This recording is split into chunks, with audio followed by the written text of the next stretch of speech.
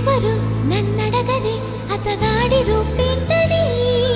అడిగితే చూపించనా నిలువెత్తు చిరునవ్వుని మెరుపుని తొలి చినుకుని కలగలిపి చూడాలని ఎవరికి అనిపించిన చూడొచ్చు నా చెలియని ఎన్నాళ్ళినా తనొస్తాడని చూడాలట ప్రతి దారిని ఏ తోటలో తనందోనని